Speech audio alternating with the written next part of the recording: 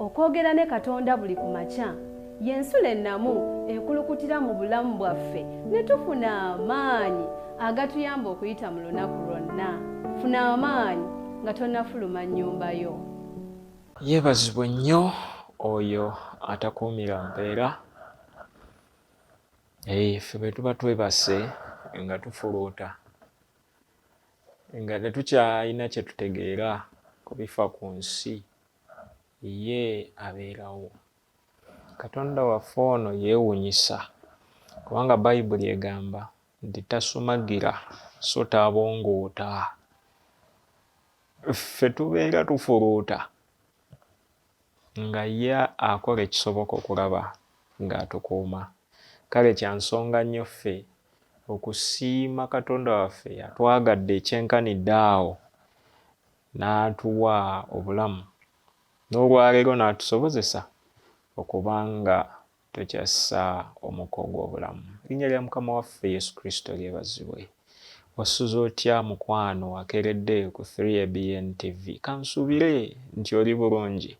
Kansuubire mu mbeera yonna mw'oli osobola okuyimirira n'obujulizi nti kibadde ekisa kya Katonda okubeera nga okyali mulamu.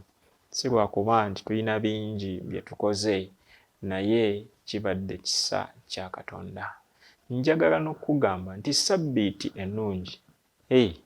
Gwe abadde atulaba obadde okimanyi nti leero olunaku lwa sabbiiti Mukama waffe lwe yatuteerawo okumujjukiranga n'okujjukira nti twatondebwa ate ne tunnulibwa ye.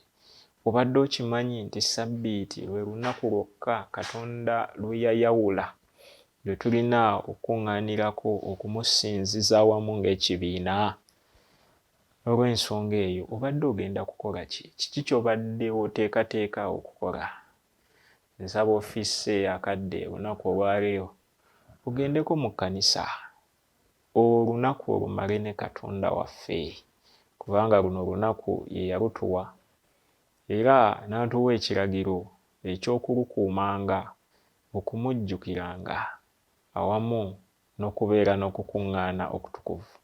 Olunaku we tuteera ebirala byonna ebbali ne tusalawo ne tugamba nedda, Katonda waffe ku birungi byonna by'otukoleredde by'otuwadde okuyita mu wiiki, olwaleero naffe katuluweeyo tusiibeko wamu naawe.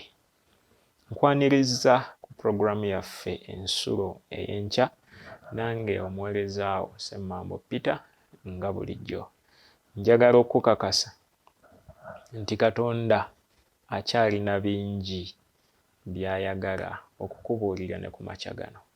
Kale nga tukyali mu matulutulu gano, nsaba oweeyo akaseera owulirize ebigambo Mukama by'atutegekedde olunaku olwaleero.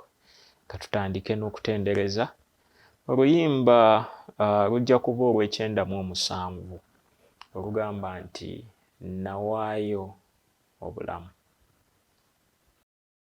Omuwandiisi w'oluyimba olwo agezaako okweteeka mu bigere ng'afumiitiriza ebigambo Mukama waffe Yesu Kristo by'ayinza okugamba oyo yenna amugoberera. Nze nawaayo obulamu bwange, naleka ebitiibwa eby'eggulu ne mbireka ku lulwo, ggwe owaddeyo ki ku lwange?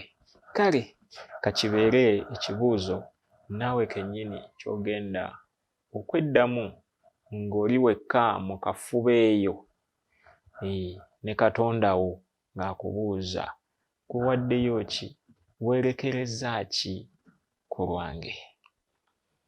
Nsaba weewombeeke tuweeyo okusaba nate tweyongereyo n'ekyokuyiga kyaffe.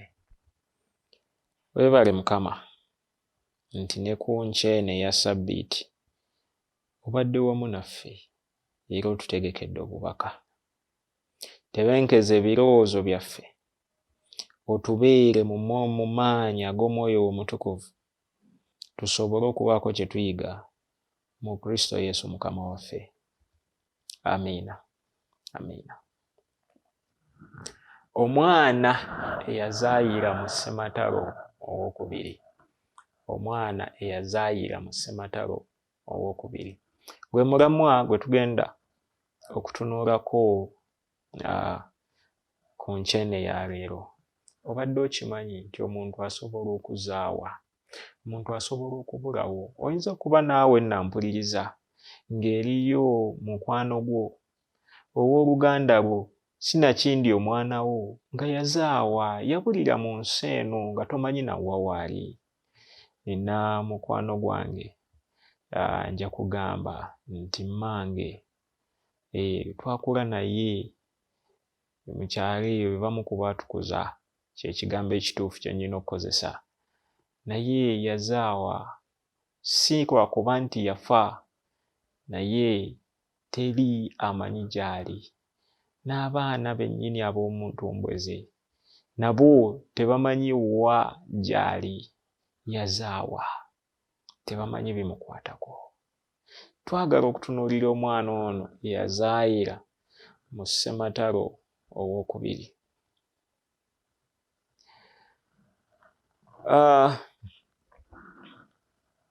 Walter Fladera,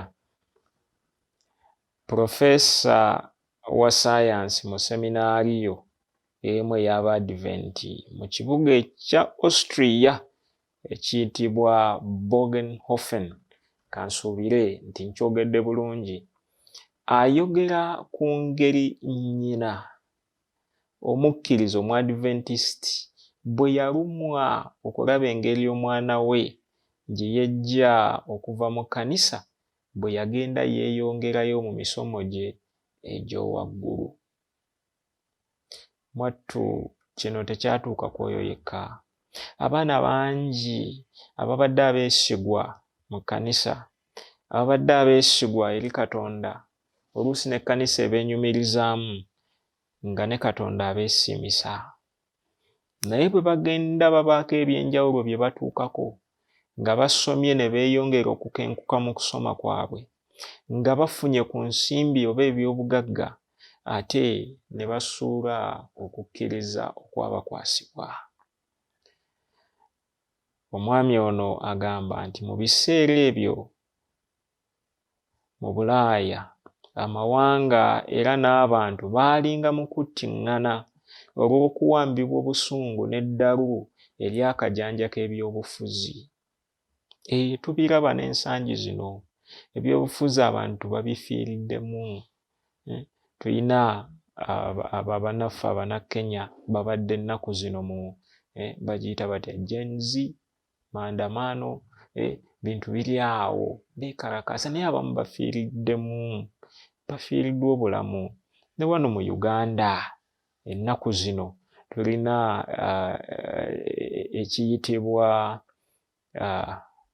bakiyita walk to parliament, march to parliament, ekifaananako bwe kityo.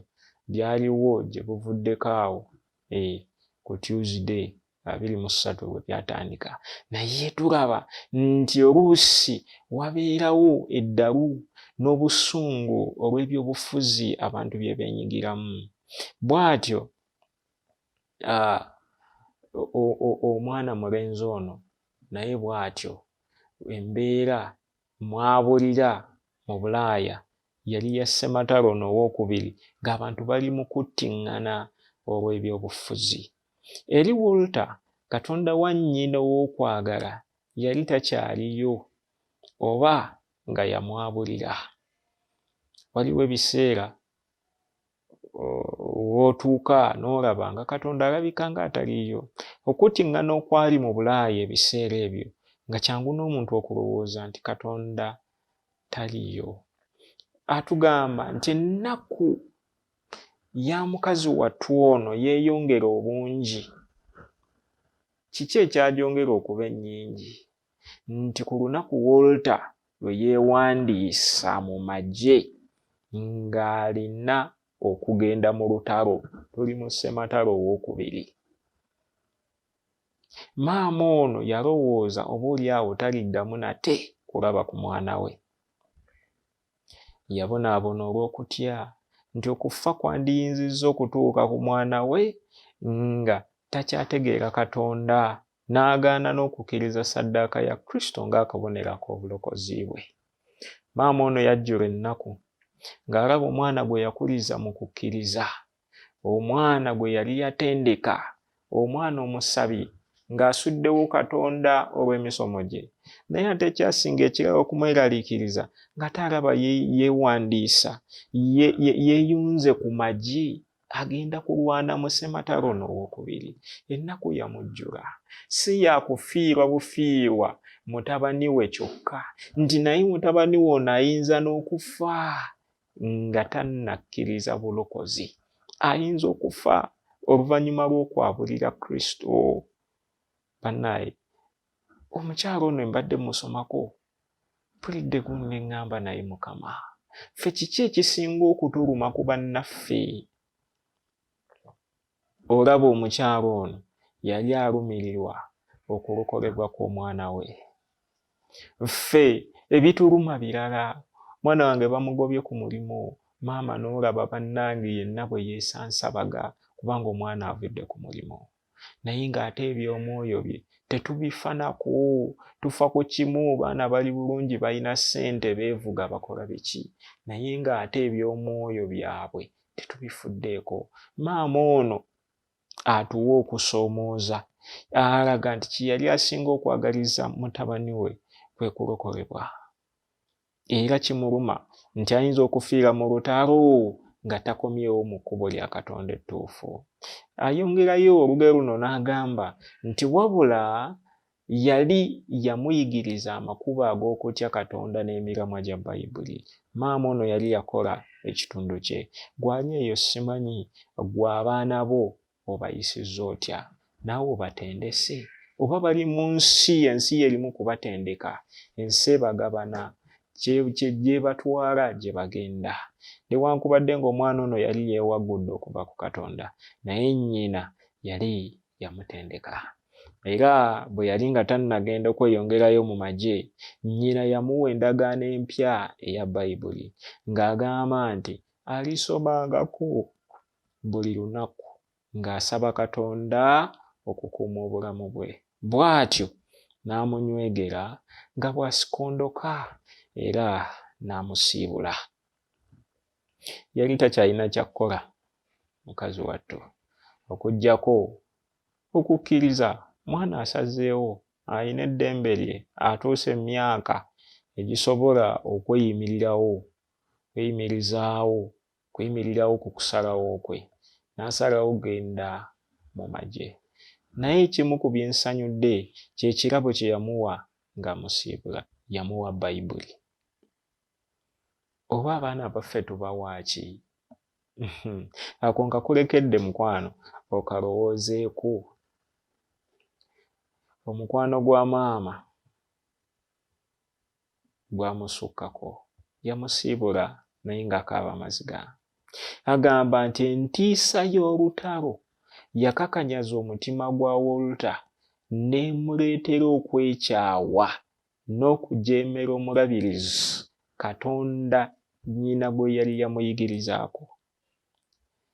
Teyabikkulako n'omulundi n'ogumu ku Bayibuli ye gye yatambulanga nayo mu kyambalo kye, so era teyasabako nga bwe yakolanga ng'akyali mwana. Lwaki? Olw'okuba bangi ku basirikale banne baafanga, battibwanga. Bw'atyo n'agaana okukkiriza nti obulamu bwe bwali bwesigamye ku Katonda, ng'alowooza nti naye essaawa yonna waakufiira mu lutalo. Kale olaba embeera eyatuuka ku mwana mulenzi ono Walter. Yazaawa okuva mu mikono gya maama we, ng'azaaye nga takyamulabako, naye ate okusinga ennyo ng'azaaye ne maaso ga Katonda, ng'alinga eyeegaanye Katonda, Katonda nnyina gwe yamwanjulira, gwe yamuyigirizaako, Katonda omweru ow'amazima, n'asalawo okutwala obulamu bwe nga bw'ayagadde, nga n'ekirabo kye yamuwa ekya Bayibuli teyagisomaako newankubadde okukaka ku mavi asabe Katonda. Ebyo byonna nga yabisuula muguluka, takyayagala kumanya, ng'alaba banne battibwa buli lukya, nga naye ali awo yafuuka nkeesa lukya nga nkoko ya mutamiivu. Kale obulamu bwe ng'alaba tebuyimiriddeewo na ku bwa Katonda, naye buliwo lwa lukisakisa, kubanga banne bonna bangi battibwanga bwe batyo ne bafa. Obulamu bw'ensi bwe butyo bwe bubeera. Waliwo ebiseera bwe bijja obulamu, naddala abavubuka, okukkiriza kwabwe okwabakwasibwa era n'okuyigirizibwa bakadde baabwe nga kulina okweyimirizaawo kufuuka okwabwe. Jjo twalabye nti tulina okulera awamu n'okuliisa abantu bano abato, abakyufu, abawere mu by'omwoyo basobole okukula. Abantu bano nga bagenze bakula balina okutuuka ekiseera nga tebakyayimirirawo ku olwono abakuzizza abayambyeko okukula, naye nga balina okuyimirirawo ku lwabwe. Okukkiriza kuno ne kuba nga kukyali nga kwabwe, naye nga tebakwesigamiza ku lw'abantu bannaabwe.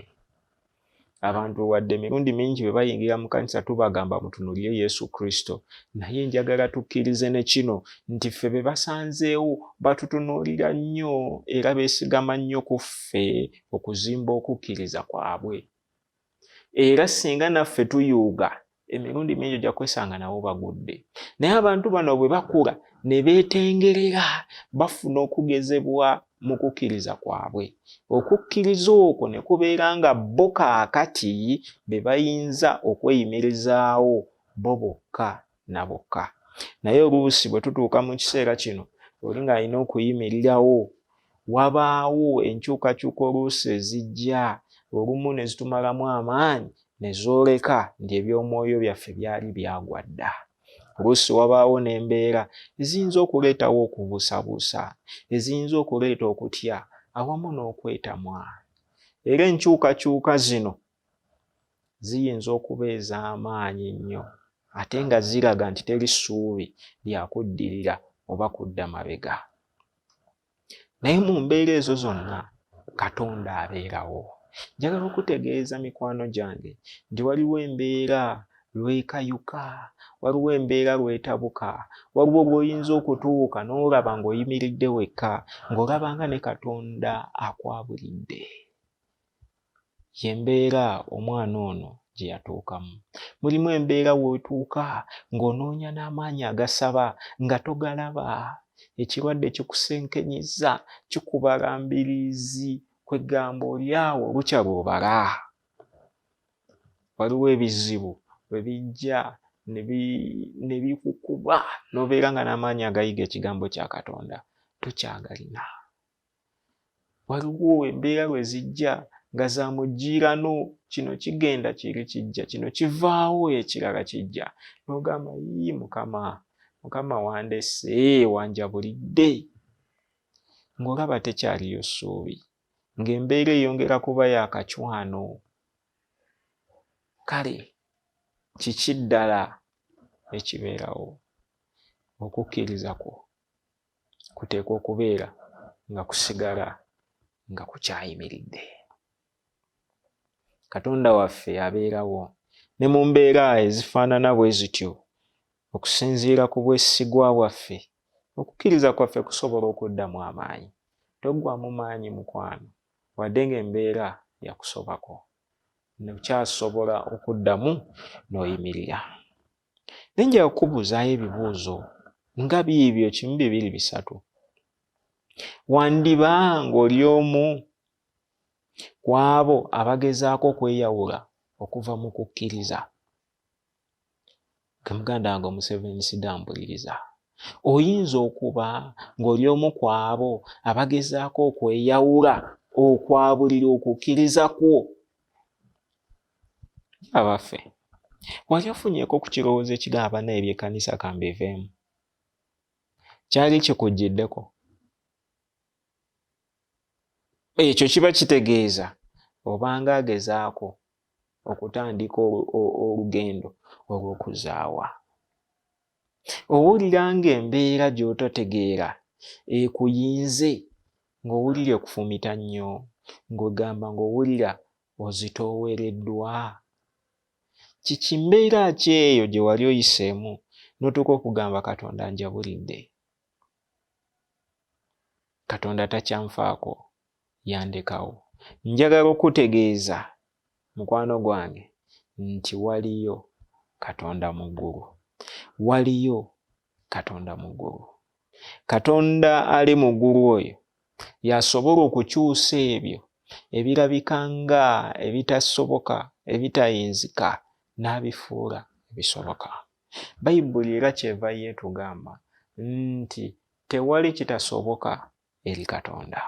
Embeera eyo gy'olaba ng'ekuyinze, ekyo ky'olaba ekikusibye, ebizibu by'olaba ebikwetoolodde, ebitakuganya kwekyusa, ebyo byennyini Mukama Katonda asobola okubikolako, asobola okubiggyawo mu bulamu bwo. Bwe tusoma eri mu kitabo kya Mubuulizi essuula ey'okusatu olunyiriri lwandiba luno olw'11, katutuukeyo mukwano gwange tusomeyo. Tugenda kusomako ekitundu ekisooka. Mubuulizi essuula 3 olunyiriri olw'11. Ekitundu ekyo ekisooka kigamba nti yafuula buli kintu okuba ekirungi mu kiseera kyakyo. He made all things beautiful in their own time. Buli kintu kiba kirungi mu kiseera kyakyo. Njagala okitegeere nti n'embeera eyo gy'olaba ng'embi, gy'olaba ng'ekuleetera okuseseetuka okuva ku Katonda, Katonda asobola okugikola n'aggyamu ekintu ekirungi. Teweevuma mbeera mukwano gwange, kubanga waliyo Katonda mu ggulu. Waliyo Katonda mu ggulu asobola n'okukyusa emitima egimenyese, asobola okugitunga n'agizaawo. Eriyo Katonda mu ggulu asobola n'okukyusiza omutima ogwo, omutima ogukakanyadde, ogufuuse ogw'ejjinja, n'agufuula omutima ogw'ennyama, omutima omugonvu, omutima ogusobola okujjukira Katonda, omutima ogusobola okwewaayo okusinza, n'otandika okusinza Katonda wo mu mwoyo awamu ne mazima. Waliyo Katonda mu ggulu. Takulekangako, takwabulirangako. Gwe omwabulidde. Si yayagala ozaawe, gwe oyagala okuzaawa. Naye ng'omukyalo ono bwe yawa omwana oli Bayibuli, naye akujjukiza nti jjukira amakubo ag'edda, otambulirenga omwo, weetegereze amakubo ag'edda.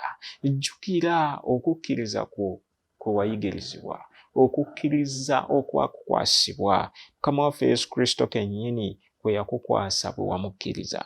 Gezaako okujjukira ebiseera ebyo nga bwe byali, bwe wali omwesigwa eri Katonda, n'engeri ebintu gye byakutambulirangamu, engeri Katonda gye yakubeererawo mu mbeera zonna. Otegeere nti gwe oyabulidde Katonda, naye Katonda wo takwabuliranga.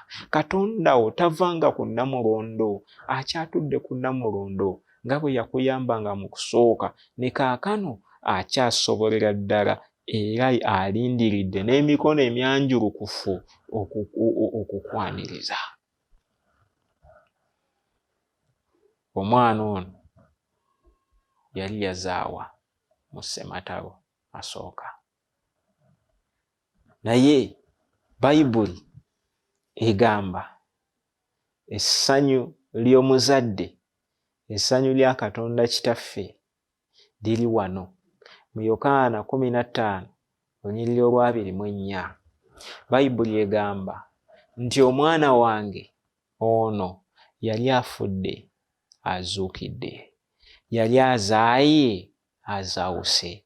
Ebigambo ebyo Katonda omwetegefu okubyogera ng'akwaniriza, mwetegefu okubigamba bamalayika mu kujaguza okunene nti omwana wange ono yali afudde azuukidde, yali azaaye azaawuse.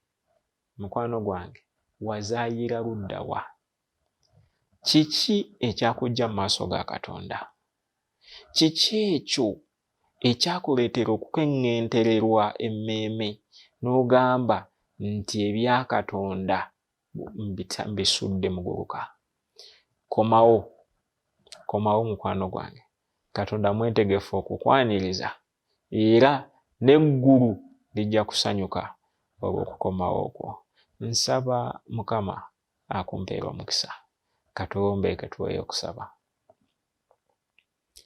Katonda waffe, weebale kubanga oli wa kisa, nti ne bwe tuba twekalakaasizza ne tuva mu maaso go ne tugenda tweyonoona n'ensi, emikono gyo gisigala myanjulukufu okutwaniriza. Nsaba Ayi Kitaffe, omwana wo ali eyo abadde atulaba nga amaliridde mu kaseera kano okukomawo gy'oli. Ssebo Taata, mwanirize, muwe amaanyi ag'okusituka akomewo.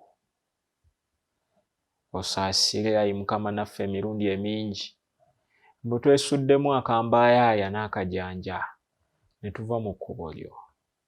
Tujjukize Mukama amakubo ag'edda mwe watuweera omukisa mwe twatambuliranga.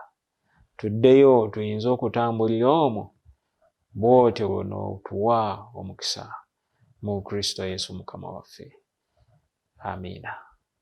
Mbaagaliza Sabbiiti ennungi awamu n'okusinza okulungi. Abagenda mu Sabbiiti y'abaana, Mukama abawe omukisa. Nammwe abaana mwenna abagenda okukulemberamu, nsaba Mukama abakozese, obuweereza bwammwe busiimibwe mu maaso ge. Mbaagaliza Sabbiiti ennungi.